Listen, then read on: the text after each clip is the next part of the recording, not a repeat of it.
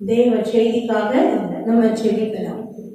அன்பின் தகப்பனே, இம்மட்டுமாய் உங்க பரிசுத்த சன்னிதானத்தில் உங்கள் பாடி துதிக்க ஆராதிக்க நன்மைகளால் ஆசீர்வாதங்களால் பிரசன்னத்தினால் விடுதலைகளினால் நிரம்ப நிரம்ப நிரம்ப தகப்ப நிரப்பி ஆசீர்வதித்திருக்கிறீரே, நன்றி. இப்பொழுதும் கூட அப்பா வார்த்தைகளினால் எங்களோடு பேசுங்க. என்னை முற்றிலுமாய் மறைத்து நீங்க மாத்திரம் வெளிப்படுங்க. மனித வார்த்தைகளோ பேச்சுகளோ ஆலோசனைகளோ ஒன்றும் வேண்டாப்பா. கர்த்தாவே சொல்லோ, மனிதவர்கள் நாங்கள் கேட்கிறோம். தேவன் பேசுவீராக. அப்பா உடைய ரேமா வார்த்தைகள் வெளிப்படுவதாக.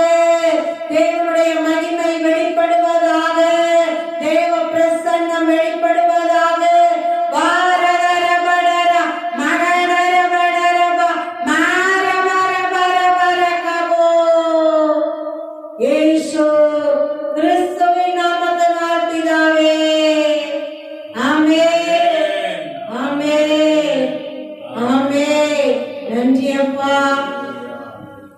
அருமையான மாதத்துக்கும் அப்பா நல்ல ஆசீர்வாதமான வாக்குத்தத்த வசனத்தை கொடுத்திருக்கிறார். ஆமென். ஹல்லேலூயா, ஹல்லேலூயா, ஹல்லேலூயா, ஹல்லேலூயா. நன்றி அப்பா, நன்றி ராஜாவே, நன்றி பரிசுத்த தகப்பனே, நன்றி அப்பா, நன்றி அப்பா, நன்றி அப்பா. பிலிப்பியர் 4:19. என் தேவன் தம்முடைய ஐஸ்வர்யத்தின்படி உங்கள் குறைவையெல்லாம் கிறிஸ்து இயேசுவுக்குள் மகிமையிலே நிறைவாக்குவார். ஆமென். ஹல்லேலூயா, ஹல்லேலூயா. என் தேவன் தம்முடைய ஐஸ்வர்யத்தின்படியே கிறிஸ்து இயேசுவுக்குள் உங்கள் குறைவுகளை எல்லாம் மகிமையிலே நிறைவாக்குவார். உடைய அருள் வாக்கின்படியே தகப்பன் நிறைவாய் ஆசீர்வதிப்பீராக. சோதரத்தோடு பெற்றுக் கொள்ளுகிறோம் அப்பா, சோதரத்தோடு பெற்றுக் கொள்ளுகிறோம். இயேசு கிறிஸ்துவின் நாமத்தினால் பெற்றுக் கொள்ளுகிறோம் பிதாவே. ஆமென், ஆமென். ஹல்லேலூயா, glory. ஆமென். நன்றி அப்பா. இப்பொழுதும் கூட நம்ம வாசித்து தியானிக்கும்படியாய் லூக்கா எழுதின சுவிசேஷம் 2ஆம் அதிகாரம் 1 முதலே நம்ம வாசிக்கலாம். அந்நாட்களில் உலகமெங்கும் குடிமதிப்பு எழுதப்பட வேண்டும் என்று அரிஸ்துராயனால் கட்டளை பிறந்தது. சிரியா நாட்டிலே சிரேனியு என்பவன் தேசாதிபதியாய் இருந்தபோது இந்த முதலாம் குடிமதிப்பு உண்டாயிற்று. அந்தப்படி குடிமதிப்பு எழுதப்படும்படிக்கு எல்லாரும் தங்கள் தங்கள் ஊர்களுக்கு போனார்கள். அப்பொழுது யோசேப்பும் தான் தாவீதின் வம்சத்தானும் குடும்பத்தானுமாய் இருந்தபடினாலே தனக்கு மனைவியாக நியமிக்கப்பட்டு கர்ப்பவதியான மரியாளுடனே குடிமதிப்பு எழுதப்படும்படி கலிலேயா நாட்டில் உள்ள நாசரேத்தூரில் இருந்து யூதேயா நாட்டில் உள்ள பெத்லகேம் என்னும் தாவீதின் ஊருக்கு போனான். ஆமென். ஹல்லேலூயா, ஹல்லேலூயா. எவ்வளோ தெளிவா வரலாற்று ஆதாரத்தோட நமக்கு சொல்லப்படுது. ஆமென். ஹல்லேலூயா. ஹல்லேலூயா.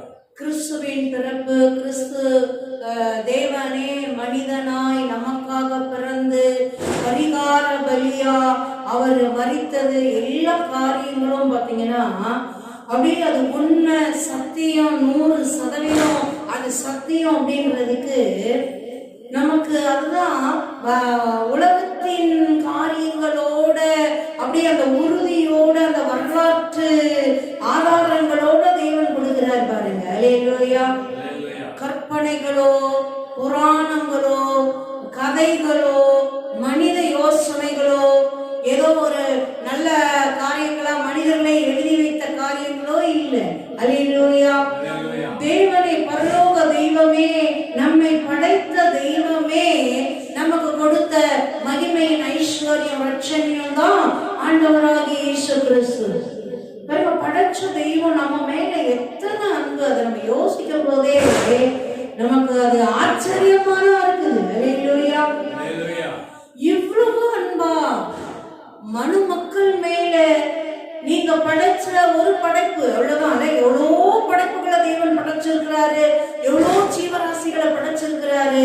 இவங்க நம்ம மேல விசேஷமா அவருக்கு அத்தனை அன்பு. ஏன்? நம்ம படைக்கப்பட்டதே எப்படிதான் படைக்கப்பட்டோம்? அவருடைய சாயல்படி, அவருடைய ரூபத்தின்படி, அவரை போலவே அப்படி குட்டி மினியேச்சர் மாதிரி நம்மளை உருவாக்கி வச்சிருக்கிறார். அல்லேலூயா, அல்லேலூயா. உண்மைக்கு சில பொம்மைகள் எல்லாம் பார்க்கும்போது ஆச்சரியமா இருக்குது, அப்படி தத்ரூபமா இருக்குது. குழந்தை பொம்மையை பார்த்தா அப்படி குழந்தை மாதிரி இருக்குது. அதுல வேற அழுகிற சவுண்ட வேற அதை பேட்டரியில போட்டு வச்சிருக்காங்க. அப்படியே சும்மா ஒரு பட்டனை அமுக்கிட்டா அப்படியே உண்மையான குழந்தை அப்படியே தவழ்ந்துட்டு வர்ற மாதிரி இருக்குது. அல்லேலூயா. சில மிருகங்களை எல்லாம் அப்படியே குட்டி குட்டியா செஞ்சு வச்சிருக்காங்க பிள்ளைகளுக்கு விளையாடுறதுக்கு. பார்த்தா அப்படியே அச்சசலா உருவாக்கி வச்சிருக்கிறாங்க. சில கார்கள்லாம் பார்க்கும்போது அப்படிதான், அப்படியே ரியல் காரோட அப்படியே அந்த ஒரிஜினல் அப்படியே குட்டியா இருக்கிற மாதிரி அப்படியே செஞ்சிருக்கிறாங்க. அவ்வளவு ஆச்சரியமா இருக்குது. அப்படிதான் மகிமையின் தெய்வம், படைப்பின் தெய்வம், சர்வ வல்லமையுள்ள தெய்வம், அவருடைய சாயலின்படி நம்ம அப்படியே ஒரு குட்டியா உருவாக்கி வச்சிருக்கிறார். அதனாலதான் பாருங்க, நம்ம மேல தேவனுக்கு விசேஷித்த அன்பு, விசேஷித்த ஆசை, பிரியம் எல்லாமே அவருடைய கிருப, தயவு எல்லாமே. ஆமென். அல்லேலூயா. சாத்தான் வஞ்சகமா ஏமாற்றும் போது கூட தேவன் பாருங்க, ஐயோ மொத்தமா விட்டுறல, கிருபையா அவரே மனுஷனா இறங்கி வந்து எல்லா பாவத்துக்கும் பரிகாரமா, சாபத்துக்கு பரிகாரமா, ரோகத்துக்கு பரிகாரமா, சாவுக்கு பரிகாரமா, நரக தண்டனைக்கு பரிகாரமா அவரையே, அவர் ஜீவனையே அவருக்கு புனித சிந்தி கொடுக்கிறார். பிறகு அவர் வந்தாரு, அவரு அப்படின்றதுக்கு எந்த காலகட்டத்துல வந்தாரு, எப்ப வந்தாரு, எவ்வளவு திட்டமான வரலாற்று குறிப்பு பாருங்களேன். அல்லேலூயா. பாருங்க, உலகம் எங்கும் குடி மதிப்பு எழுதப்பட வேண்டும் என்று அகசுராயனால் கட்டளை பிறந்தது. பிறகு ஒரு தேசம் ரெண்டு தேசம் இல்லை. அகசுராயன் காலத்துல அப்படியே ரோமர்கள் ஆட்சி இல்லாத இடமே இல்லைன்ற மாதிரி அப்படியே யூனிவர்ஸே அவங்க கையில இருந்த மாதிரி இருந்தது. பாருங்க, அப்படியே எல்லா இடத்துலயும், ஒரு தேசத்துல இல்ல, எல்லா இடத்துலயும் சென்சஸ் எழுதப்படணும் அப்படின்னு அப்படியே கவர்மெண்ட் ஆர்டர் பாஸ் ஆகுது. பாருங்க பாருங்க, சீரியா நாட்டிலே சிரேனியு என்பவன் தேசாதிபதியாய் இருந்த பொழுது இந்த முதலாம் குடி மதிப்பு எழுதப்பட்டது. எவ்வளவு தெளிவான வரலாற்று குறிப்புகளை தேவன் கொடுத்திருக்கிறார் பாருங்க. சீரியா நாட்டுல யார் இருந்தது? சிரேனியு அப்படின்றவரு தேசாதிபதியா, ராஜாவா இருக்கிறாரு, தேசத்தை ஆளுகிறவரா இருக்கிறாரு. இது முதலாவது குடி மதிப்பு. பாருங்க, எந்த அளவுக்கு தெளிவான விளக்கம், வரலாற்று குறிப்பு. ஆமென். அல்லேலூயா. அப்ப பாருங்க, எல்லாரும் என்ன பண்றாங்க? குடி மதிப்பு எழுதுறதுக்கு அவங்க சொந்த ஊர்களுக்கு போய் அதை பதிவு பண்றதுக்கு எல்லாம் போறாங்க. இருக்கிற இடத்துல பதிவு பண்ணல. பாருங்க, அவங்கவுங்க ஊர்ல, அவங்கவுங்க தேசத்துல, அவங்கவுங்க இதுல போங்க. எல்லாம் அப்படி கரெக்டான ஒரு நல்ல அப்படியே ஒரு சரியான குடிமதிப்பா எழுதப்படுது. தேவனுடைய திட்டம் சுத்தம் பாருங்க, அப்படியே மனிதர்கள், ராஜாக்கள் அதை அப்படியே சரியா செய்யறாங்க பாருங்க. அதனாலதான் நம்ம ராஜாக்களுக்காக செபிக்க சொல்றாரு ஆண்டவர். எவ்வளவு தெளிவா நடக்குது பாருங்க. தேவ திட்டம் அழகா நடக்குது பாருங்க. குடி மதிப்பு எழுதப்படணும், இவர்கள் பெயர்கள் எல்லாம் பதியப்படணும், இந்த காலகட்டத்துல பதியப்படணும். பாருங்க, எவ்வளவு நேர்த்தியா தேவன் அந்த வரலாற்று குறிப்புகளை ஏற்பாடு செய்கிறார்.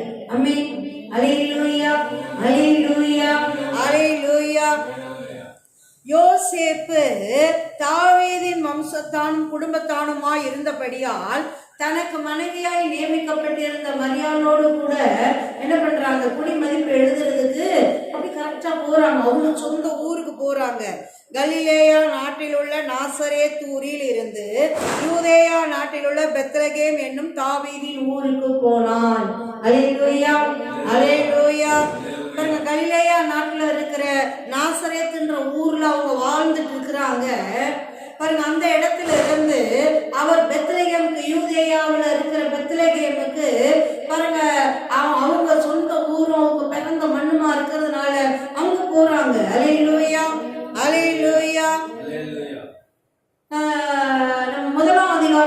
வாசிச்சோம்னா ரொம்ப அற்புதமா நம்ம போன வாட்டி நம்ம வாசிக்கலாம் தியானிச்சோம் இல்ல, எந்த அளவுக்கு எலிசபெத் அம்மாள தேவன் சந்தித்தாரு.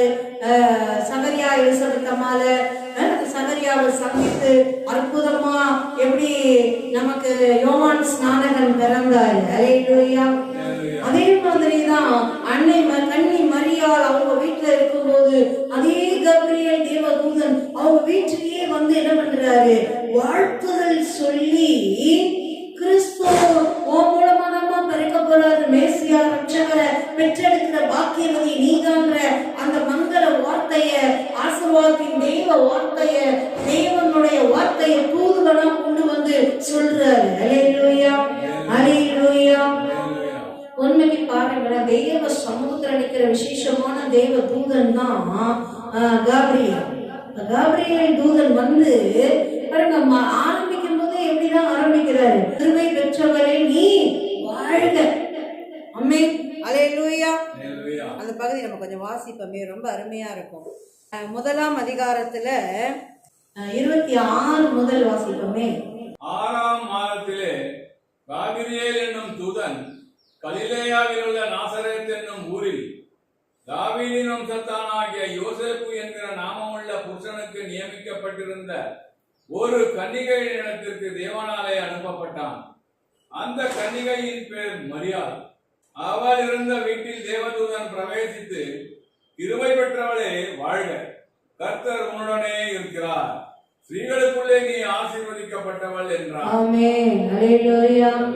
பாருங்க, எலிசபெத் அம்மா கருத்தாங்கி 6 மாசம் ஆகுது. அந்த 6 மாசம் கழிச்சு இந்த கபிரியேல் தேவதூதன் கரெக்டா கன்னி மரியாளுக்கு அவங்க வீட்டுல வந்து வாழ்த்துற பாருங்க. ஆரம்பிக்கும் போதே எப்படிதான் ஆரம்பிக்கிறாரு, அவள் இருந்த வீட்டில் தேவதூதன் பிரவேசித்து, கிருபை பெற்றவளே வாழ்க, வாழ்த்து, வாழ்க. தேவனுடைய தூதன் வந்து, கபிரியேல் தூதன் வந்து என்ன சொல்றாரு, கிருபை பெற்றவளே வாழ்க. உண்மைக்கு தூதர்கள் சேனைகள் எல்லாம் மிரண்டு போய் நிக்கிறாங்க. இந்த பெண் அத்தனை கிருபை பெற்றவளா, படைச்ச தெய்வம் அப்படியே ஒரு பெண்ணுடைய கற்ப பைக்குள்ள அப்படி சுருக்கி அப்படியே ஒரு குழந்தையா உருவாக்கி பிறக்க போகிறாரு. அந்த மகிமையை பார்த்தோம் இந்த பெண்ணா. அப்புறம் அவர் பார்த்தோன்னு அப்படி அவர் என்ன சொல்றாரு, கிருபை பெற்றவரே வாழ்க. ஆமென், அல்லேலூயா. கர்த்தர் உன்னுடனே இருக்கிறார், ஸ்ரீகளுக்குள்ளே நீ ஆசீர்வதிக்கப்பட்டவள் என்றான். ஆமென். எந்த அளவு கனமும் மகிமையும் மேன்மையுமா. அவங்க சாதாரண சிறு பெண் தான், கன்னி பெண் தான். பாருங்க, வந்து அவர் மகிமையான தேவ தூதன் எந்த அளவு மரியாதையோட பேசுறாரு பாருங்களேன். அல்லேலூயா, அல்லேலூயா. கிருபை பெற்றவரே நீ வாழ்க, கர்த்தர் உன்னுடனே இருக்கிறார், பெண்களுக்குள்ளேயே நீ யாருமா ஆசீர்வதிக்கப்பட்டவள். ஆமென், அல்லேலூயா, அல்லேலூயா, அல்லேலூயா, அல்லேலூயா, அல்லேலூயா. அந்த அளவு மகிமையா ஆசீர்வதித்து வாழ்த்தி, அதுக்கப்புறம் தான் ஒரு தேவனுடைய சித்தத்தை திட்டத்தை அந்த சிறு கன்னி பெண்ணுக்கு வெளிப்படுத்துறார். அப்படி நம்ம தொடர்ந்து வாசிக்கலாமே. அவளோ அவனை கண்டு அவன் வார்த்தையினால் கலங்கி இந்த வாழ்த்துதல் எப்படிப்பட்டதோ என்று சிந்தித்துக் கொண்டிருந்தாள். தேவதூதன் அவளை நோக்கி, மரியாளே பயப்படாதே, நீ தேவனிடத்தில் கிருபை பெற்றாய், இதோ நீ கர்ப்பவதியாகி ஒரு குமாரனை பெறுவாய், அவருக்கு இயேசு என்று பெயரிடுவாயாக. அவர் பெரியவராய் இருப்பார், உன்னதமான அவருடைய குமாரன் என்னப்படுவார். கர்த்தராகிய தேவன் அவருடைய பிதாவாகிய தாவீதின் சிங்காசனத்தை அவருக்கு கொடுப்பார். அவர் யாக்கோபின் குடும்பத்தாரை என்றென்றைக்கும் அரசாளுவார், அவருடைய ராஜ்யத்துக்கு முடிவிராது என்றான். ஆமென், அல்லேலூயா, அல்லேலூயா. மரியாதை இருக்கிற எவ்வளவு ஒரு மேன்மையான குணம் பாருங்களேன். ஒரு கன்னி பெண், சின்ன பெண்ணு தான், எவ்வளவு ஒரு நிதானம். தூதனை பார்த்து கலங்கிரல, பயந்துரல, அலறிரல. பாருங்க, அவங்க அப்படி அவர் சொன்ன உடனே வாழ்த்தின உடனே அப்படியே ரொம்ப எக்ஸைட்டாக ஆயிடல. இது என்னன்னு தெரியலையே, இன்னும் இந்த வாழ்த்துதல் எப்படிப்பட்டதோ என்று இருதயத்துல சிந்தனை பண்ணிட்டு இருந்தாங்க. இருந்து படப்படன்னு கூட கேட்கல. எதுக்கு இவர் வந்து இப்படி நம்மளை வளர்த்துறாரு, நம்முடைய மகிமையா இவ்வளோ தேவதூதன் இவ்வளோ பிரகாசமா இவ்வளோ பிரசன்னமா தேவன் அப்படியே வெளியரங்கமா அவங்க பார்க்குறாங்க. இப்போ நம்ம எப்படி ஒருத்தர் பார்த்து பேசுகிறோமோ அந்த மாதிரி வந்து பேசுறாரு. கனவுலையோ தரிசனத்திலையோ இல்லை, நேரில் வந்து பேசுறாரு. சகரியாவுக்கு எப்படி தேவனுடைய ஆலயத்துல தூக்கம் காட்டும் போது எப்படி பேசினாரோ அது மாதிரி வந்து பேசுறாரு. பாருங்க, அவர் வயது முதிர்ந்த ஆசாரியன், அவரே கொஞ்சம் தடுமாறுறாரு. பாருங்க, இந்த உண்மைக்கு அதான் தேவன் தெரிந்து கொண்ட பாத்திரங்கள் எல்லாம் அவங்கவுங்க விசேஷ மேன்மைகள் நம்மளை ஆச்சரியப்பட வைக்குது. இருதயத்துல யோசிச்சுட்டு இருக்காங்களாம். அப்பதான் உடனே பாருங்க அவர் தூதனே சொல்றாரு. என்ன சொல்றாரு? மரியாளே, பயப்படாதே, நீ தேவனிடத்தில் கிருபை பெற்றாய். இதோ நீ கர்ப்பவதியாகி ஒரு குமாரனை பெறுவாய். அவருக்கு இயேசு என்று பெயரிடுவாயாக. அவர் பெரியவராய் இருப்பார், உன்னதமானவருடைய குமாரன் எனப்படுவார். கர்த்தராகிய தேவன் அவருடைய பிதாவாகிய தாவீதின் சிங்காசனத்தை அவருக்கு கொடுப்பார். அவர் யாக்கோபின் குடும்பத்தாரை என்றென்றைக்கும் அரசாளுவார். அவருடைய ராஜ்யத்துக்கு முடிவு இராது என்றார். அல்லேலூயா. இஸ்ரவேலர் எல்லாருக்குமே தெரியும், இப்ப காலமா மேசியாவின் வருகைக்கா, ரட்சகரின் வருகைக்கா காத்திருந்த ஜனங்கள். அல்லேலூயா. தீர்க்க தரிசிகள் மூலமா ஏசாயா தீர்க்க தரிசன புத்தகத்துல 9ஆம் அதிகாரம் வாசிச்சோம்னா திட்டமும் தெளிவுமா எழுதப்பட்டிருக்குது. அதே மாதிரி அநேக தீர்க்க தரிசன புத்தகங்கள்ல தீர்க்க தரிசனமா ஆதி ஆகமத்திலேயே சொல்லப்பட்டிருக்குது. பாத்தீங்கன்னா அப்படி அந்த தீர்க்க தரிசனங்கள் போதிக்கப்பட்டு அப்படி காத்திருந்த ஜனங்கள். மெசியா ரட்சகர் பரப்பாரு, ஒரு கண்ணியின் வயிற்றுலதான் பரப்பாரு. அதுவும் எழுதப்பட்டிருக்குது, ஒரு கண்ணி கருத்தாங்கி ஒரு குமாரனை பெறுவாள் அப்படின்னு சொல்லிட்டு. அல்லேலூயா, அல்லேலூயா, அல்லேலூயா. பாருங்க, மனிதர்கள் வழியா பிறந்த குழந்தையா இல்ல, தேவனே ஒரு கன்னி பெண்ணை தெரிந்தெடுத்து அப்படியே அவங்க மூலமா பிறக்கிறதுக்கு சித்தம் வைத்து இருக்கிறத தீர்க்க தரிசிகள் மூலமா முன்னமே தேவன் தெளிவா சொல்லி கொடுத்திருக்கிறார். உண்மைக்கு அந்த காலகட்டத்துல வரலாறு குறிப்புகள் சொல்லுது தெளிவா. அநேக இளவரசிகள் கூட மேசியா நம்மகிட்ட பிறந்துருவாரோ ரட்சகர்னு கல்யாணமே முடிக்காம ஒரு பரிசுத்த வாழ்க்கை வாழ்ந்திருக்கிறாங்க. அந்த தேவனுடைய வார்த்தையை நம்பி அந்த பாக்கியம் ஒருவேளை நமக்கு கிடைச்சிருமோ? ஏன்னா அவர் ராஜாதி ராஜா, அவர் அரச குடும்பத்துலதான் பிறப்பாரு, தாவீதின் வம்சத்துலதான் பிறப்பாருன்னு அநேக இளவரசிகள் அந்த மாதிரி தேவனுக்கு அர்ப்பணிச்சு வாழ்ந்ததா நமக்கு வரலாற்று குறிப்புகள் தெளிவா சொல்லுது. ஆமென், அல்லேலூயா. பாருங்க, எளிமையா இருக்கிற இந்த கன்னி பெண் மரியாளுக்கு அந்த பாக்கியம் கிடைக்குது. பாருங்க, இந்த அளவு வந்து பயப்படாதீங்க, கலங்காத கர்த்தர் உங்க மேல கிருபையோ அப்படியே நிரப்பி வச்சிருக்கிறாரு. சாதாரணமானவரையில உன்னதமானவரையும் நீங்க பெற்றெடுக்க போறீங்க. அவர் எப்படி இருப்பார்? அவர் மகிமையானவர், சொல்லப்பட்ட மேசியா, ரட்சகர், ராஜாதி ராஜா, கர்த்தாதி கர்த்தா, சர்வத்தையும் ஆளுகை செய்கிறவர். அவரெல்லாம் நீங்க பெற்றெடுக்க போறீங்க. ஆமென், அல்லேலூயா, அல்லேலூயா, அல்லேலூயா. அப்படி நம்ம தொடர்ந்து வாசிக்கலாமே.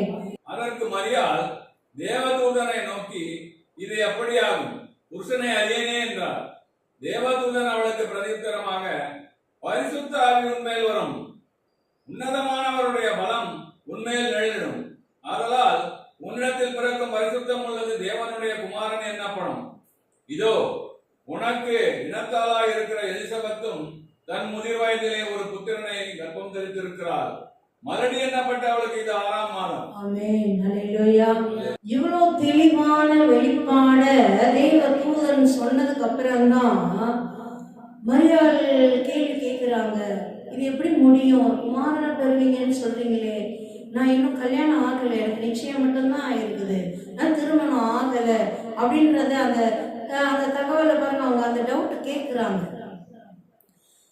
தேவன் எல்லாவற்றையுமே சரியா சரியா சரியா ஏற்ற நேரத்துல அப்படி சரியா நடத்துறாரு. பாருங்களேன், கரெக்டா நியமிக்கப்பட்டு வைக்கப்பட்டிருக்கிறாங்க, இன்னும் திருமணம் ஆகல. பாருங்க, அதுக்கு முன்னாடி தேவன் வந்து அவ்வளோ அழகா பேசுறார். பாருங்க, அந்த கன்னி கர்ப்பவதி ஆனாங்க அப்படின்னா அதோட மேன்மைய தேவன் எந்த அளவுக்கு பரிசுத்த தெய்வம் அப்படி கருவா உருவாக்குறாருன்றத தெளிவா எழுதி கொடுத்திருக்கிறார். அல்லேலூயா, அல்லேலூயா. பரிசுத்த ஆவி உன்மேல் வரும், உன்னதமானவருடைய பலம் உன்மேல் நிழலிடும், ஆதலால் உன்னிடத்தில் பிறக்கும் பரிசுத்தம் உள்ளது தேவனுடைய குமாரன் எனப்படும். ஆமென். அல்லேலூயா, அல்லேலூயா. எந்த அளவு தேவன் அழகா அப்படியே நிறைத்து அப்படியே நிழலிட்டு, தேவனால கூடாத காரியம் ஒண்ணுமே இல்லை பாருங்களேன். அவர் அற்புத அதிசயமானவர், சிருஷ்டிகர்த்தா. அவரால் கூடாத காரியம் ஒண்ணுமே இல்லை. அல்லேலூயா. அதுக்கு அவளுக்கு ஒரு அடையாளம் வேற சொல்றார். உன் இனத்தாரா இருக்கிற எலிசபெத்துக்கு இது 6ஆம் மாதம். ஆமென். அல்லேலூயா, அல்லேலூயா, அல்லேலூயா. அப்படி தொடர்ந்து வாசிப்போமே. தேவனாலே கூடாத காரியம் ஒன்றுமில்லை என்றான். அதற்கு மரியாள், இதோ நான் ஆண்டவருக்கு அடிமை, உம்முடைய வார்த்தையின்படி எனக்கு ஆக கடவது என்றார். அப்பொழுது தேவதூதன் அவரிடத்தில் இருந்து போய்விட்டான். ஆமென். அல்லேலூயா. மரியாள் நம்புறதுக்கு, விசுவாசிக்கிறதுக்கு ஒரு அடையாளமா சொல்றாரு. யாரு? சகரியா எலிசபெத் அம்மால. இப்ப அவங்க பிரெக்னண்டா இருக்காங்கப்பா, 6 மாசம் ஆச்சு அப்படின்றது அந்த தகவலை சொல்றாரு. ஆமென். அல்லேலூயா. பாருங்க, உடனே தேவனாலே கூடாத காரியம் ஒண்ணுமே இல்லை அப்படின்னு சொன்ன உடனே அவங்க என்ன பண்றாங்க? அர்ப்பணிக்கிறாங்க. இதோ ஆண்டவருக்கு அடிமை, உங்களுடைய வார்த்தையின்படியே எனக்கு ஆக கடவுது. ஆமென். பாருங்க, அர்ப்பணிச்ச உடனே அவர் போயிட்டார், தூதன் போயிட்டார். அல்லேலூயா. இது சாதாரண அர்ப்பணிப்புலாம் இல்லை. யோசிச்சு பார்த்தா நமக்கு வாசிக்கும் போது என்னமோ சாதாரணமா தெரியுது. உண்மைக்கு எந்த அளவு ஹை ரிஸ்க்ல அவங்க அர்ப்பணிக்கிறாங்க. சகரியா எலிசபெத்தம்மா 6 மாதமா பிரெக்னண்டா. நம்ப முடியாத காரியம். அதனாலதான் தூதன் சொல்றாரு, தேவனாலே கூடாத காரியம் ஒண்ணுமே இல்லை. வயது முதிர்ந்தவங்களா இருக்காங்க. வசனம்தான் சொல்றது, வயது முதிர்ந்தவங்களா இருக்காங்க. பாருங்க, அவங்களுக்கு எவ்வளவோ காலமா என்ன காரணமோ தெரியல, குழந்தையே இல்லைன்றது திட்டமா அவங்க எல்லா உறவினர்களுக்கு தெரியுது. பாருங்க, ரட்சகர் வர்றதுக்கு, பெற்றெடுக்கிறதுக்கு, அர்ப்பணிக்கிறதுக்கு, அந்த கன்னி பெண்ணுக்கு அந்த விசுவாசத்தை தூண்டுறதுக்கு அவங்கள கருவியா பயன்படுத்துற அளவுக்கு அவங்க தகுதியானவங்களா இருக்கிறாங்க. அல்லேலூயா. உலக பார்வையில சில நேரங்கள்ல நம்ம என்னமோ என்ன ஆசீர்வாதமே இல்லாத மாதிரி இருக்கு, என்ன இப்படி இருக்கு அப்படின்னு நினைக்கிறோம். ஆனா தேவனுடைய திட்டங்களும் அவருடைய காரியங்களும் எந்த அளவு ஆச்சரியமும் அற்புதமா இருக்குது. ஆமென். அற்புதமா தேவன் சந்திக்கிறார். ஆமென். அல்லேலூயா. அதிசயமா சந்திக்கிறார். ஆமென். அல்லேலூயா, அல்லேலூயா. உடனே தேவனோட கூடாத காரியம் ஒண்ணுமே இல்லை அப்படின்னு தூதன் தான் சொல்றார். தேவனோட கூடாத காரியம் ஒண்ணுமே இல்லை. உடனே அவங்க அர்ப்பணிக்கிறாங்க. பாருங்க, இவ்வளோ வயது முதிர்ந்த காலத்துல இப்ப 6 மாசமா எலிசபெத் அம்மாள் இருக்கிறாங்க அப்படின்னா தேவனால கூடாத காரியம் உண்மையிலே ஒண்ணுமே இல்லை. பாருங்க, வயது முதிர்ந்தவர்களும் கருத்தாங்க முடியும், கன்னி பெண்ணும் கருத்தாங்க முடியும்.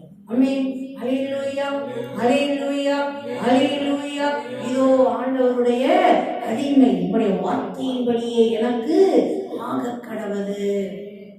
உண்மைக்கு அந்த காலகட்டத்துல இதுவும் அவங்க இஸ்ரவேலுடைய சட்டங்கள், பழைய ஏற்பாட்டு சட்டம் அப்படி கொஞ்சம் மொட்டத்தனமா இருக்க மாதிரி தான் இருக்கும். பிறகு திருமணத்துக்கு முன்னாடி ஒரு பெண்ணெல்லாம் உருவாயிட்டாங்க அப்படின்னா யாரும் மறைச்சு வைக்க மாட்டாங்க. வெளியரங்கமாக்கி நடுவீதியில வச்சு மொத்த பேரும் சேர்ந்து கல்லால் அடிச்சு கொண்டு வருவாங்க. அதுதான் நியாயப்பிரமாண சட்டம். லேவியராகமத்துல வாசிச்சோம்னா தெளிவா எழுதப்பட்டிருக்கு. இதுவே ஆசாரியனுடைய பொண்ணா இருந்தா நடுவீதியில வச்சு தீக்குளுத்தியே போட்டுருவாங்க. ஒழுக்கத்துக்கு எந்த அளவுக்கு முக்கியத்துவம் கொடுத்துருக்காங்க. அது ஆணோ அது பெண்ணோ அந்த அளவு தான் நம்ம அந்த ஒழுக்கத்துக்கான காரியங்கள் எல்லாம் அவ்வளோ முக்கியத்துவப்படுத்தி தேவன் கற்பனைகள் எல்லாம் கொடுத்துருக்கிறார். பாருங்க, இவங்க ஒரு கன்னி பெண்ணா இருக்கிறாங்க, இப்ப கருத்தாங்கினாங்கன்னா இவங்களோட காரியம் என்னவானா ஆகலாம். இல்ல நடுவீதியில வச்சு கல்லால் அடிச்சு கொண்டு போடுவாங்க. அவங்களுக்கு நல்லா தெரியும், கன்னி மரியாளுக்கு நல்லா தெரியும், தெரிஞ்சுதான் அர்ப்பணிக்கிறாங்க. சரி, தேவன் இவ்வளவு சொல்லிட்டாரு, தேவனுடைய சுத்தம் அப்ப நான் நிறைவேறதுக்கு நான் என்ன ஒப்பு கொடுக்குறேன். தெரியும், நமக்கு தீர்க்க தரிசனங்கள் மூலமா தெரியும், ஒரு கன்னி பெண்ணுக்கு தான் அந்த பாக்கியம் கிடைக்குதுன்னு தெரியும். அப்ப அந்த கன்னி பெண் நானுன்னு தேவனுடைய தூதனையே வந்து இந்த அளவுக்கு சொல்லும் பொழுது பாருங்க, அதுக்கு அடையாளமா எலிசபெத்தமா 6 மாசம் கர்ப்பவதியா இருக்கிறாங்கன்னு சொல்லும் பொழுது அப்படி அர்ப்பணிக்கிறாங்க. ஆண்டவருடைய அடிமை அடிமை நானு அடிமைக்கு வந்து எந்த ஒரு வார்த்தையிலேயே அவங்க முழு அர்ப்பணிப்பை காமிச்சிட்டாங்க. அடிமைக்கு சுய விருப்பமோ வெறுப்போ, இது வேணும் இது வேணாம், நான் இதை செய்ய மாட்டேன் இதை செய்ய இந்த நேரம் எனக்கு தூங்கணும் சாப்பிடணும் ஒண்ணுமே சொல்ல முடியாது. அடிமை வந்து பாத்தீங்கன்னாக்கா அவன் எஜமானன் எப்படி நடத்துறானோ அதுதான் அடிமையோட காரியம். அவங்க அப்படியே நான் தேவனுக்கு அடிமைன்னு அர்ப்பணிச்சிட்டாங்க. ஆண்டவருடைய அடிமை உடைய வார்த்தையின்படியே எனக்கு ஆக கடவுது. அர்ப்பணிச்ச உடனே தேவனுடைய தூதன் கடந்து போயிட்டார். அவர் வேலை முடிஞ்சிருச்சு. அல்லேலூயா. உண்மைக்கு நம்ம இந்த பகுதிகள் எல்லாம் தியானிக்க ஆரம்பம் முதலே பார்த்தோம்னா பரலோகம் பூமியும் ஒன்று இணைஞ்சிட்டு இருக்கும். தூதர்கள் வர்றதும் பேசுறதும், தூதர்கள் சொல்லுவதும் போறதும், அப்படி சாதாரணமா தரிசனங்கள் மூலமா நடத்துறதும் சொப்பனங்கள் மூலமா நடத்துறதும் அப்படி சாதாரணமான காரியங்களா இருக்கும். அப்படி பரலோகமும் பூலோகமும் அப்படி இன்டர் ஆயிட்டு இருக்கோம், அப்படி இழைஞ்சிட்டு இருக்கோம். நமக்கு ஆசிக்கிறதுக்கே ஆச்சரியமா இருக்கும். அல்லேலூயா அல்லேலூயா அல்லேலூயா அல்லேலூயா. ஏசப்பா பிறந்திருக்கும் போதும் அப்படிதான் பாருங்க. ஏரோது தேடும் போது கூட பாருங்க யோசேப்புக்கு அப்படிதான். யோசேப்பு ஏற்றுக்கொள்ள ஐயப்பட்டு சந்தேகப்பட்டு அவரு நல்லவரா நீதிமானா இருக்கிறதுனால மறைவா விளக்கிடலான்னு யோசிப்பாரு. அப்பயும் பாத்தீங்கன்னா அழக தூதன் அவரோட கனவுல திட்டமும் பேசுவார். மரியாதை ஏற்றுக்கொள்ள நீ ஐயப்படாத, சாதாரணமான காரியம் இல்லை, அவங்க தப்பு எல்லாம் பண்ணிடல, பரலோக தேவனால உருவாக்கப்பட்டு இருக்கிற பரலோக தேவனே மனிதனா உருவாக்கப்பட்டிருக்கிறார், அவங்க வயிற்றுல கருவானதை சொல்றாரு. உடனே அவர் ஏற்றுக்கொள்றாரு. அல்லேலூயா அல்லேலூயா. அப்புறம் பாருங்க ஏரோது கொல்ல தேடும் போதும் அப்படிதான் எகிப்துக்கு கூட்டிட்டு போயிட்டுங்கன்னு யோசேப்புக்கு சொப்பனத்துல பேசுறாரு. அப்படியே அவர் அழகா எஞ்சி அதே மாதிரி போயிடுறாரு. திரும்ப வரும்போதும் அதே மாதிரி பேசி நடத்துறார். பிறகு எல்லா காரியங்களும் அப்படியே தேவனுடைய நடத்துதல் ரொம்ப அழகா இருக்கும். ஆமென். அல்லேலூயா அல்லேலூயா அல்லேலூயா அல்லேலூயா அல்லேலூயா.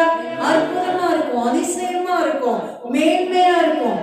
மேய்ப்பர்கள் மந்தையை காத்துட்டு உட்கார்ந்துட்டு இருப்பாங்க. அங்க ஒரு தூதன் வந்து அவங்களுக்கு சுவிசேஷம் சொல்றார். இன்று இரட்சகராகிய கிறிஸ்து தாவீதின் ஊரிலே உங்களுக்காக பிறந்திருக்கிறார். உடனே பரம சேனையின் திரள் அப்படியே தோன்றி அப்படியே மகிமைப்படுத்துறாங்க தேவனை. உன்னதத்திலே தேவனுக்கு மகிமை, பூமியிலே சமாதானம், மனுஷர்கள் மேல் பிரியம் உண்டாவதாக அப்படி பாடி துதிக்கிறாங்க. அல்லேலூயா. சாதாரண ஆடு மேய்க்கிறவங்க மேய்ப்பர்கள் எப்படி இருக்கும், அவங்களுக்கு கிடைச்ச பாக்கியம் பாருங்க. உடனே ஓடி வந்து பாக்குறாங்க. அதே மாதிரி முன்னணியில குழந்தை அப்படியே சுற்றப்பட்டு வைக்கப்பட்டிருக்கிறது பார்த்துட்டு ஓரளவு அவங்க பாட்டுன்னு எல்லா இடத்துலையும் பரப்புறாங்க. தேவனுடைய நடத்துதல் அப்படி மகிமையா இருக்கும், மேன்மையா இருக்கும், அற்புதமா இருக்கும், அதிசயமா இருக்கும். ஆமென். அல்லேலூயா. வரலாற்று பதிவுகளில எவ்வளவு தெளிவா பதிவு பண்ணப்பட்டிருக்குது கிறிஸ்துவின் பிறப்பு. ஆமென். அதனாலதான் நம்ம வரலாறே அப்படிதான் பிரியுது இல்ல. கிறிஸ்து பிறப்பதற்கு முன், கிறிஸ்து பிறந்த பின். அல்லேலூயா. கிமு கிபி இல்ல, வரலாறே அப்படிதான் பிரிச்சிருக்கிறாங்க.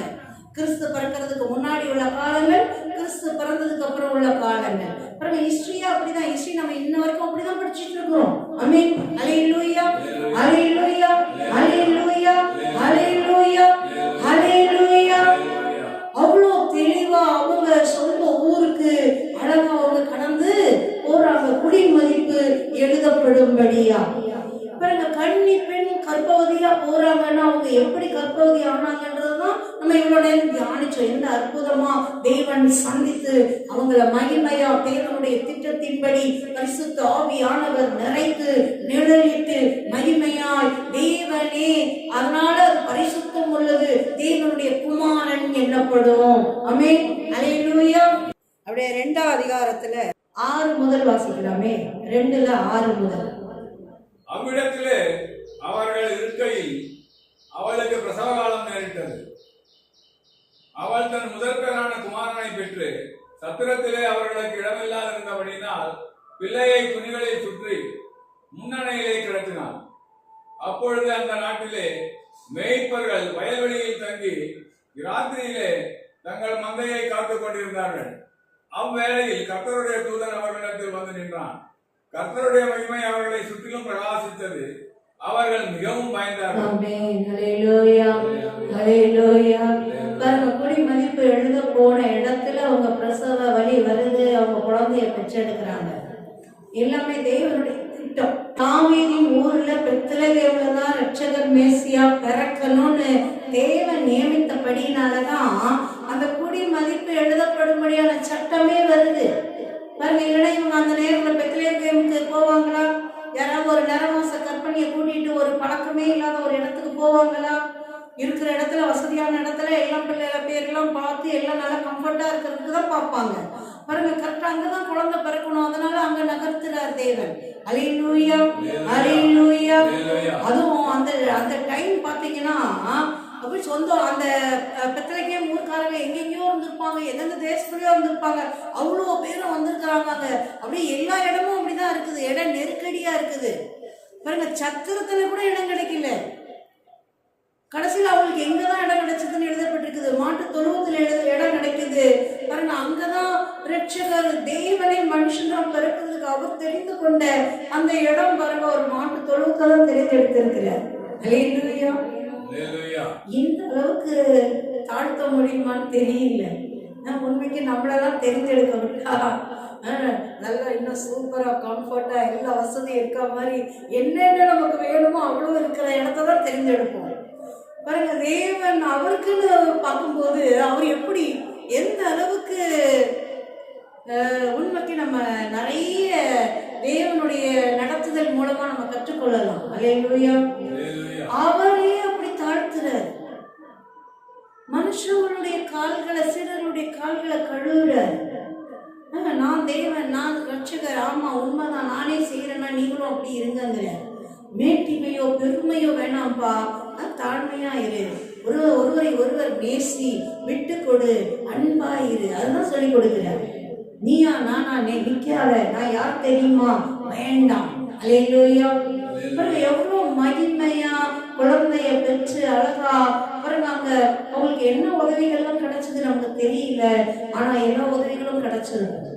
தூதர்கள் உதவி கிடைச்சிருக்கும், மனிதர்கள் உதவி கிடைச்சிருக்கும், பெண்கள் உதவி கிடைச்சிருக்கும். நம்ம மாட்டு தொழுவோங்கிறோம், அது எவ்வளவு விசேஷமானதான் இருந்திருக்கும். ஒன்னும் வசதிகள் குறைந்ததா இருந்திருக்காது. அல்லேலூயா, அல்லேலூயா. பாருங்க, தொழுவங்கள் கூட மக்கள் தங்குறதுக்கான இடங்களா மாறினதுனால மேய்ப்பர்கள் எல்லாம் போயிட்டு வெளியில தங்கி இருக்கிறாங்க. அப்படி மந்தையா அப்படி கூட்டி சேர்த்து தங்கிட்டு இருக்கிறாங்க. தூதன் அங்க இறங்கி அப்படி சுவிசேஷம் சொல்ற. அல்லேலூயா, அல்லேலூயா. ஒரு மகிமையின் நாட்களா, மேன்மையின் நாட்களா, பரலோகமும் பூமியும் ஒன்றிணைந்த நாட்களா, அந்த அற்புத நாட்கள் இருக்குது. அந்த அற்புத நாட்களை தான் நம்ம தியானிச்சுட்டு இருக்கிறோம். இது கிறிஸ்துவுடைய முதலாம் வருகை.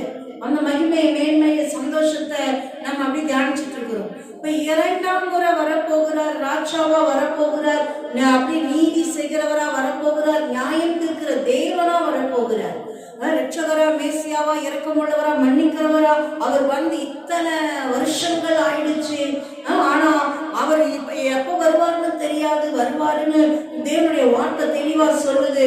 ஆனா வரும்போது ராஜாதி ராஜாவா, வெள்ளை குதிரையின் மேல நியாயம் தீர்க்கிற ராஜாவா, மகத்துவமானவரா வரப்போகிறார். ஆமென். இப்ப அந்த வருகைக்கு நம்ம என்ன பண்ணணும்? ஆயத்தம் ஆகணும். இந்த கொண்டாட்டங்கள்லாம் இருக்கணும். முதலாம் வருகையின் கொண்டாட்டங்கள் இருக்கணும். அதுக்கு கொண்டாட்டங்களே வேணாம்னு சொல்லக்கூடாது.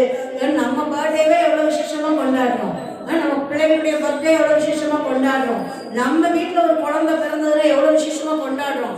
நிச்சயமா தேவன் பிறக்கும். நம்ம வீடுகள்ல குழந்தைகள் பிறப்பாங்க பாருங்க. தேவனால கூடாத காரியம் ஒண்ணுமே இல்லை. வயது முதிர்ந்த அவ்வளோ முதிர்ந்த எலிசபெத் அம்மாலே ஒரு குழந்தைய பெற்றெடுத்து அவர் அவ்வளோ மகிமையான யோவான் ஸ்நானம்லாம் வளர முடியும் அப்படின்னா, ஒரு கன்னி பெண் ஒரு கருத்தாங்கி ஒரு குழந்தைய பெற்றெடுக்க முடியும்னா, தேவன் நம்முடைய குடும்பங்களை, நம்ம பிள்ளைகளை ஆசீர்வதித்து ஆண்டவர் பிள்ளை செல்வங்களை கட்டளை பண்ணிடுவார். ஆமென். அல்லேலூயா. தேவனாலே கூடாத காரியம் ஒண்ணுமே இல்லை. மகிழ்ச்சியோட கொண்டாடணும். அதே மாதிரி கிறிஸ்து பிறப்பையும் நம்ம என்ன செய்யணும்? மகிழ்ச்சியோட கொண்டாடணும். கிறிஸ்துவுக்கு நம்ம கிஃப்ட் கொடுக்கறது எப்படி கொடுக்க முடியும்? தேவனுக்கு எப்படி நம்ம கிஃப்ட் கொடுக்க முடியும்? பர்த்டே பேபிக்கு எப்படி கொடுக்க முடியும்? ஆண்டவர் சொல்றாரு, ஏழைக்கு இறங்குகிறவன் எனக்கு கொடுக்கறான் அப்படிங்கிறார். பாருங்க, நம்மளால இயன்றது, இயலாதவர்களுக்கு நம்மளால இயன்றது என்ன இயலுமோ அதை சந்தோஷத்தோட தேவனுடைய பிறந்த நாள் பரிசா, கிறிஸ்துவின் பிறப்பின் பரிசா நம்ம அவங்களுக்கு கொடுக்கலாம். அல்லேலூயா, அல்லேலூயா, அல்லேலூயா, அல்லேலூயா. தேவாதி தேவனுக்கு மகிமை உண்டாவதாக, சர்வ வல்லவருக்கு மகிமை உண்டாவதாக, உன்னதமானவருக்கு மகிமை உண்டாவதாக.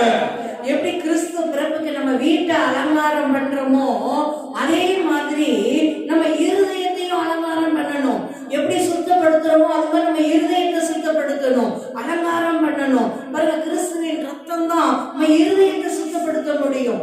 எப்படி தண்ணியை ஊற்றி கழுவுறோம், ஒட்டடைகளை அடிச்சு எல்லாத்தையும் கிளீன் பண்ணி எல்லாம் சுத்தப்படுத்தி அழகுபடுத்துறோம், எல்லாம் நீட் பண்ணி எல்லாத்தையும் அழகுபடுத்துறோம், எல்லாத்தையும் துவைச்சி அழகா மாட்டி எல்லாம் அழகுபடுத்துறோம். அதே மாதிரி நம்ம இருதயத்தையும் அப்படியே நம்ம உணர்வு தேவனுடைய சமூகத்துல இருந்து நம்ம என்ன செய்யணும்? அப்படியே எதெல்லாம் அகற்றணுமோ, எதெல்லாம் கழுவணுமோ, எதெல்லாம் தள்ளி விடணுமோ, எதெல்லாம் அப்படியே பரிசுத்தப்படுத்தணுமோ பரிசுத்தப்படுத்தணும்.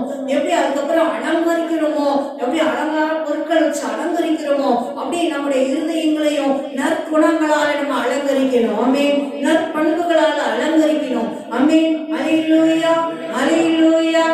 ஒரு ஆயத்தமான கிறிஸ்துமஸ் கொண்டாட்டம். ஆமென். அல்லேலூயா. உலக பிரகாரமாகவும் கொண்டாடணும். நல்ல புத்தாடைகள் போட்டு நல்ல அலங்காரங்கள் செய்து நல்ல உணவுகள் தயாரிச்சு மகிழ்ச்சியா கொண்டாடுறது போல ஆவிக்குரிய பிரகாரமாகவும் ஒரு சுத்திகரிப்போ, ஒரு அலங்காரமோ, அப்படி ஒரு கொண்டாட்டமோ அது மகிமையானதா இருக்கும். அதுவே நம்ம இரண்டாம் வருகைக்கு ஆயத்தம் பண்ணுகிற காரியங்களா இருக்கும். ஆமென். அல்லேலூயா, அல்லேலூயா, அல்லேலூயா. ஆண்டவர் பயந்துட்டே வாழ சொல்லலை. நம்ம அப்பா வராரு அப்படின்னா நமக்கு ரொம்ப ரொம்ப சந்தோஷம் இல்ல. நம்ம அப்பா வராரு, வெளிநாட்டுல இருந்து ஒரு அப்பா வராருன்னா குழந்தைங்களுக்கு எப்படி இருக்கும் எதிர்பார்ப்பு? ஏன்னா அப்பா சும்மா வர மாட்டார், பிள்ளைகளுக்கு கிஃப்டோடு தான் வருவாரு. அல்லேலூயா. அவன் அவனுக்குரிய பலன், அவன் அவன் செய்கைக்கு தக்க பலன் என்னோட கூட வருகிறது. நான் அருளும் பிரதி பலன் என்னோட கூட வருகிறது. ஆமென். அல்லேலூயா, அல்லேலூயா, அல்லேலூயா, அல்லேலூயா. அப்பாவுக்கு பிரியமா பிரியமா நம்ம ஒரு வாழ்க்கை, தெரிந்த சத்தியத்துல உண்மையோடு இருக்கிற ஒரு வாழ்க்கை, ஒரு தவறோ ஒரு ஏதோ ஒரு காரியமோ தேவன் உணர்த்தி கொடுக்கும் போது உடனே சரிப்படுத்திக்கிற அந்த வாழ்க்கை, அது மகிமையின் மேன்மையின் ஆசீர்வாதமாகவே இருக்கும். எப்பயும் சுத்தமாவே இருக்கும். அல்லேலூயா, அல்லேலூயா, அல்லேலூயா, அல்லேலூயா. செய்திக்கலாம், வர நாட்கள்ல தொடர்ந்து தியானிக்கலாம். அன்பின் தகப்பனே, உம்மை நன்றியோடு சோதரிக்கிறோம் அப்பா. நீர் எத்தனை நல்லவராயிருக்கிறீர். நீர் அற்புதர், நீர் அற்புதர், நீர் அற்புதர், அற்புதங்களின் தெய்வம். நன்றி அப்பா, நன்றி அப்பா, நன்றி அப்பா, நன்றி அப்பா. தேவனாலே கூடாத காரியம் ஒன்றுமில்லை. தேவனாலே கூடாத காரியம் ஒன்றுமில்லை. தேவனுடைய தூதனாகிய கபரியே வாயிலிருந்து வந்த வார்த்தைகள், தேவனுடைய வார்த்தைகள், தேவன் சொல்லி அனுப்பின தூது உரைகள். அல்லேலூயா, அல்லேலூயா.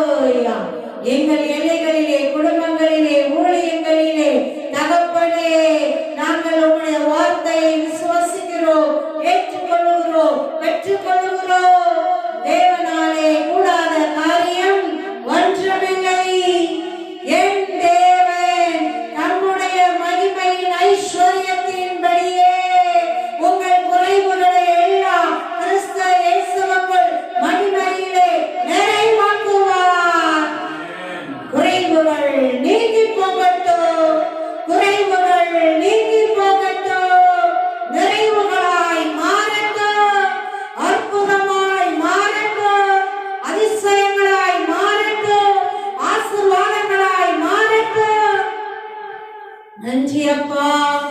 சுகம் உண்டாகட்டும், பலன் உண்டாகட்டும், வாழ வயதின் பலன் உண்டாகட்டும், குறைவுகள் நீங்கி போகட்டும். தோலகா மாஷா தானார பாரகா ரமணா மகடா தாரதரபோ. ஹalleluya ஹalleluya ஹalleluya ஹalleluya ஹalleluya ஹalleluya ஹalleluya ஹalleluya ஹalleluya.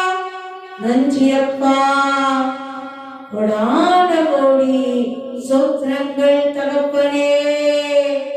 கோடான கோடி ஸ்தோத்திரங்கள் தகப்பனே. கோடான கோடி ஸ்தோத்திரங்கள் தகப்பனே. வரலாற்று பதிவாய் எத்தனை திட்டமாய் உங்களுடைய பிறப்பை பதித்து வைத்திருக்கிறீர் என் தகப்பனே. எங்கள் ராஜாவே, உங்கள் வழி நடத்துதல்கள் எல்லாம் எத்தனை அற்புதமாய் ஆச்சரியமாய் இருக்கிறது. எங்க வாழ்க்கைகளையும் அப்படியே நடத்துங்கப்பா. அற்புதங்களாய், அதிசயங்களாய், அப்பா மகிமைகளாய், கனமாய், மேன்மைகளாய் நடத்துங்க நடத்துங்க. அன்பின் கரங்களில் அர்ப்பணிக்கிறோம் அப்பா, அர்ப்பணிக்கிறோம். எங்க விசேஷ நாட்களை அர்ப்பணிக்கிறோம். எங்க பிள்ளைகளின் விசேஷ நாட்களை அர்ப்பணிக்கிறோம். உங்க பிறப்பின் விசேஷ நாட்களை அர்ப்பணிக்கிறோம். புதிய வருடம் ஆரம்பத்தை அர்ப்பணிக்கிறோம். கமல ரப ரபஷே லெகே லேரே வேரே மேடேரே தேரே பெஷக்கே. அப்பா நன்றி, அப்பா நன்றி, அப்பா நன்றி, அப்பா நன்றி. எங்க வாழ்க்கைகளும் மகிமையின் வாழ்க்கைகளாய் மாறட்டும். பரலோகம் இணைந்து பணி செய்கிற வாழ்க்கைகளாய், அப்பா ஊழியங்களாய், அப்பா குடும்பங்களாய், அப்பா ஆசீர்வதித்தருளுங்க. நன்றி அப்பா. தேவனாலே கூடாத காரியம் ஒன்றுமில்லை. இது எங்கனம் ஆகும், இது எங்கனம் ஆகும், இது எங்கனம் ஆகும். வாய்ப்பே இல்லையே. இது எங்கனம் ஆகும். இத்தனை வருஷம் கடந்து போயிருச்சே. இது எங்கனம் ஆகும், இது எங்கனம் ஆகும்.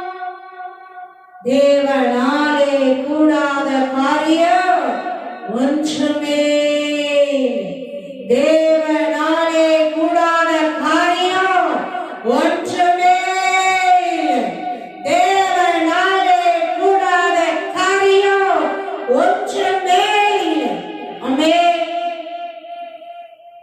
அற்புதத்தின் வார்த்தையை சோத்திரத்தோடு பெற்றுக் கொள்ளுகிறோம், விசுவாசத்தோடு பெற்றுக் கொள்ளுகிறோம். நன்மைகளையும் ஆசீர்வாதங்களையும் மேன்மையின் மகிமையின் பாக்கியங்களாய் பெற்றுக் கொள்ளுகிறோம். மன மகிழ்ச்சியின் அப்பா பொக்கிஷங்களாய், அப்பா புதையல்களாய் பெற்றுக் கொள்ளுகிறோம். நன்றி சொல்லி பெற்றுக் கொள்ளுகிறோம். இயேசு கிறிஸ்துவின் நாமத்தினால் பெற்றுக் கொள்ளுகிறோம். ஜீவனுள்ள நல்ல பிதாவே, ஆமென், ஆமென். ஹalleluya, glory, ஆமென்.